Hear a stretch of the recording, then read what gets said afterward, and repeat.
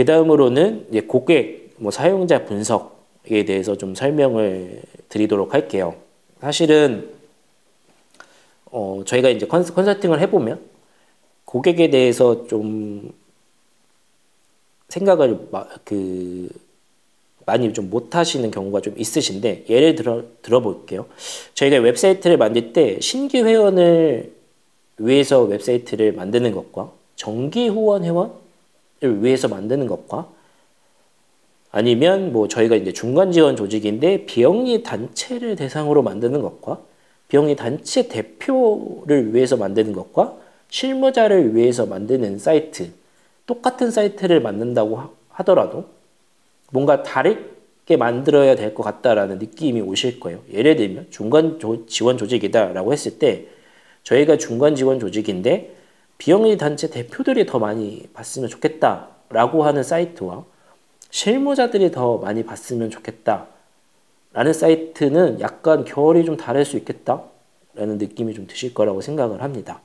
그래서 누구를 위한 것인가는 목표만큼이나 되게 중요하다라고 좀 말씀을 드릴게요. 예시를 한번 좀 드려볼 건데, 많이 고민하시는 것 중에 하나입니다.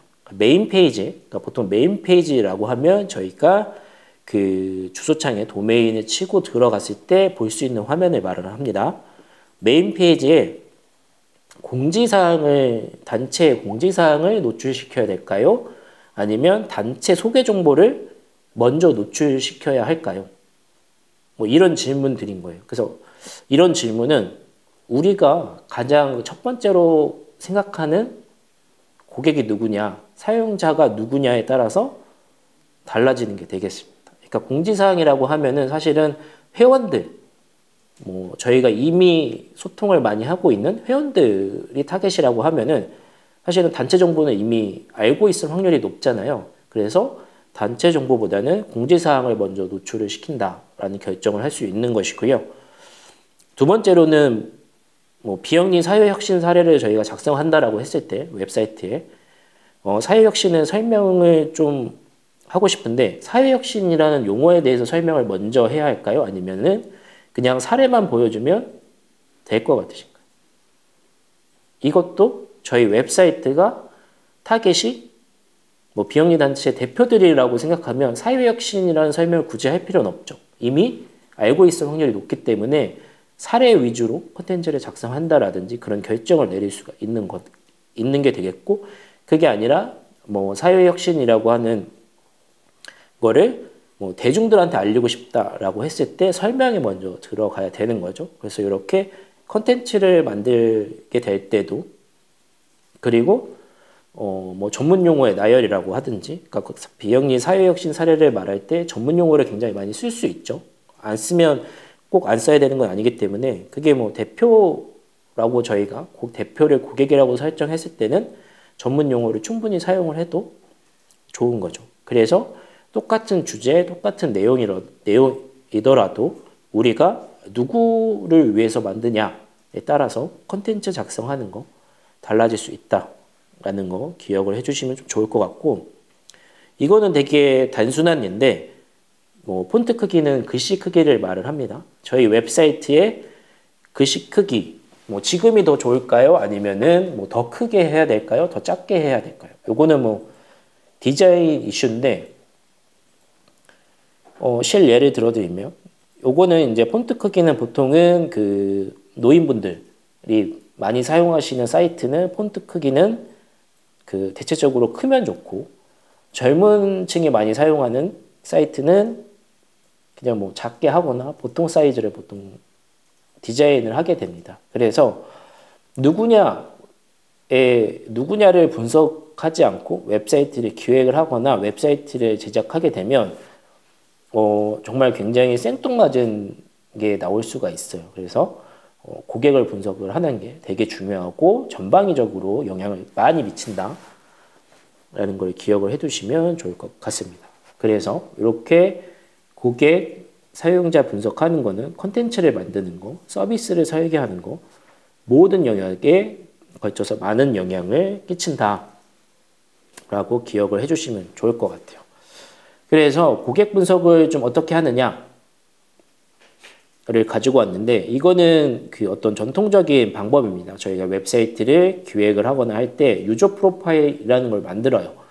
그래서 유저 프로파일에는 보통은 뭐 나이, 성별, 사는 곳, 그리고 해당 분야에 대한 숙련도, 그리고 디지털을 얼만큼 잘 다루느냐, 뭐 웹을 얼만큼 잘 다루느냐, 뭐 이런 것들을 작성을 해서 유저 프로파일이라는 걸 만들어 두고 이 사람이 어떻게 쓸 것 같다 라는 걸 기획을 할 때 사용을 하게 됩니다.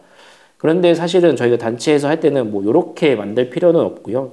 이건 좀 약간 너무 전문적이니까 간단하게 할 수 있는 사용자 분석 팁을 좀 드리면, 가장 많이 쓸 수 있는 게, 여러분들 만약에 보통 비영리 단체시라면 회원 명부가 있을 거예요. 그 회원 명부에서 저희 회원을 대표하는 어떤 대표 고객을 설정하시면 좋고요. 그게 아니라 뭐 페이스북 같은 거를 아마 운영을 하거나 인스타그램, SNS들을 운영을 하고 계시다면 거기에 인사이트 도구가 보통 있을 겁니다. 그래서 그런 것들을 위해서 보면서 확인을 해보시면 되고, 그게 아니라 나는 뭐 회원 명부도 없고 처음 시작하는 비영리 단체의 경우에는 그럴 가능성이 있죠. 그리고 페이스북도 뭔가 아직 정보 통계가 안 되는 걸 수 있는데, 그럴 때는 우리가 원하는 사용자를 가상으로 만드는 것도 방법이긴 합니다. 그래서 잠깐 페이스북 인사이트 도구를 조금 보여드리면, 저희 이제 구글컬리지에서 운영하는 뭐 인사이트인데, 요거를 잠깐 보여드리면 뭐 이런 거죠. 그 나이대별로 그리고 성별로 어떻게 구성이 되어 있는지 이렇게 대표 정보들을 저희가 이제 추출을 할 수가 있고요. 저희 같은 경우는 뭐 25세에서 34세가 가장 많고, 뭐 여성 비율이 더 높네요. 그래서 이렇게 해서 저희 후원자를 대표할 수 있는, 우리 고객을 대표할 수 있는 그 어떤 성질들을 대체적으로는 이렇게 도출을 해낼 수가 있습니다. 운영을 하고 계시다면 이런 부분을 참고하시면 되게 좋아요. 그리고 이제 저희 같은 경우는 뭐 서울특별시가 압도적으로 좀 많이 있네요. 그 다음으로는 뭐 성남, 뭐 이렇게 볼 수가 있고요. 국가는 당연히 저희 뭐 대한민국도 있다. 대한민국이 뭐 압도적이네요. 그 다음에 이제 미국 뭐 이렇게 하고 있는데, 뭐 이런 것들을 보면서 우리 단체를 대표할 수 있는 고객의 속성이 어떻게 되는지 정도는 디테일하게 분석은 하지 않으셔도 그 어느 정도 감 정도는 있으시는 게 좋아요. 그래서 이걸 딱 봤는데, 고객 데이터를 봤는데 저희가 이제 뭐 남성이 더 많을 줄 알고, 그러니까 뭐 디지털을 다루니까 남성이 더 많을 줄 알고 남성 위주의 뭐 디자인을 짠다거나 하려고 했는데, 사실상 딱 까봤더니 여성분들의 비율이 꽤 높잖아요. 그러면 이제 잘못된 기획이 생기는 거죠. 그래서 이걸 보면서 우리는 대표하는 고객이 어떻게 구성되는구나, 이런 것들을 좀 참고하시면서 기획을 해보시면 좋을 것 같습니다. 그래서 대표 고객이라는 특성을 좀 대충이라도 알고 계시는 게 나중에 기획을 하실 때 좀 도움이 많이 되시리라고 생각이 듭니다.